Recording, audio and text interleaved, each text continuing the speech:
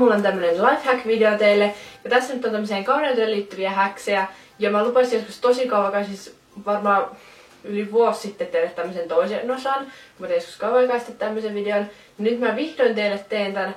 Ja mulla on tämmösiä häksejä, mitä mä oon ite niinku kokeillut. Ja nämä kaikki on toiminut mulle, että mä toivon, että nämä toimii teillekin. Mutta muistakaa peukuttaa video, jos tykkäsitte, ja nyt vaan videoon.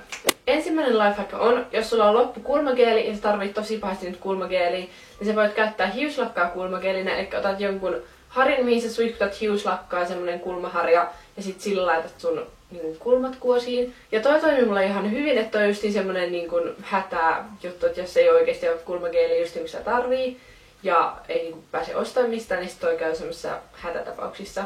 Toinen hack on tämmönen, mitä mä teen aina, kun mä teen luomivärit, eli laittaa teippiä tähän näin, niin se estää sen, että sitä luomiväriä menee tänne liian pitkälle, ja sit siitä tulee semmonen niin nätti suora tarkka viiva sun luomiväreille, että tota mä todellakin suosittelen, mutta jos on tosi vahvaa teippiä, niin kannattaa käyttää kämmenessä pari kertaa, koska sit kun sä repäiset sen, niin sit tässä on tosi herkkä iho, niin se sattuu. Kokemusta on, joten suosittelen eka käyttää kämmenessä teippiä.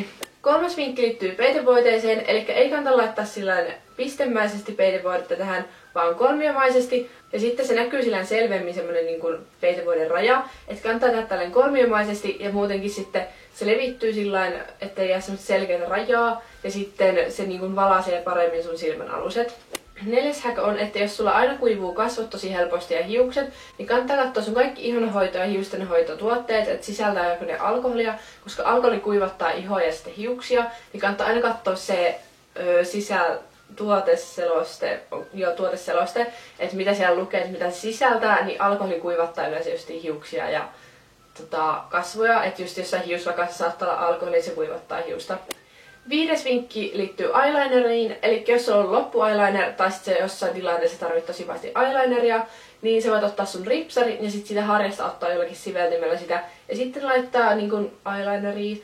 Ja tää toimii ihan ok, mutta sille nyt ei tule ehkä ihan niin tarkkaa jälkeen kuin normi eyelinerilla, mutta tää on hyvä tämmönen pelastus. Kuudes vinkki on semmonen, minkä mä teen aina, kun mä pesen hiukset, eli suihkun lopussa laittaa veden niin kylmälle kuin pystyy ja sitten huuhtelee sillä hiukset, koska se tekee sun hiukset paljon kiiltävämmät ja mä oon huomannut, että tää oikeesti toimii, että tätä mä suosittelen. Ja sit jos sä et halua, että se kylmä vesi osuu sun kaikkelle kroppaan, koska se on tosi kylmää, niin sä voit sillä sivuuttaa ja sitten huuhella ne, niin sit se osuu sun muuhun kroppaan, koska se vesi on siis tosi kylmää. Ja seitsemäs vinkki liittyy kynsiin, eli mä oon tosi huono lakkaa kynsiä tai tekee niitä ylipäätänsä. Niin jos sä haluat jotain kuvia sun kynsiin, niin tää on hyvä vinkki siihen. Eli kun sä oot lakannut sun kynnet, otat pinnin, dippaat sitä kynsilakkaan ja sillä päällä teet palloja sun kynsiin, niin sillä saa jotain kuvia sun kynsiin tosi helpolla tavalla. Että jos sä et ole ihan paras tekee kynsiä niin kuin mä, niin toi on hyvä vinkki siihen. Mun näissä videoklipeissä mä tein sit mun vasemmalla kädellä noin pallot, niin se oli vähän huonompaa jälkeen.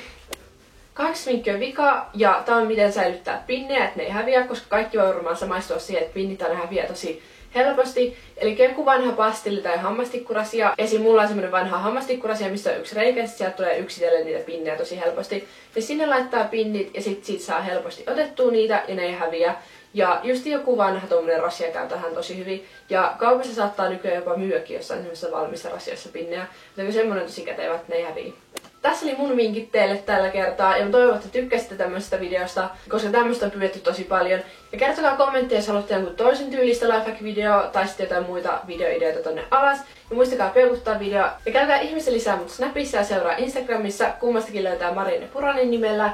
Ja eikä tässä nyt muuta, että me nähdään ensi videossa. Moikka!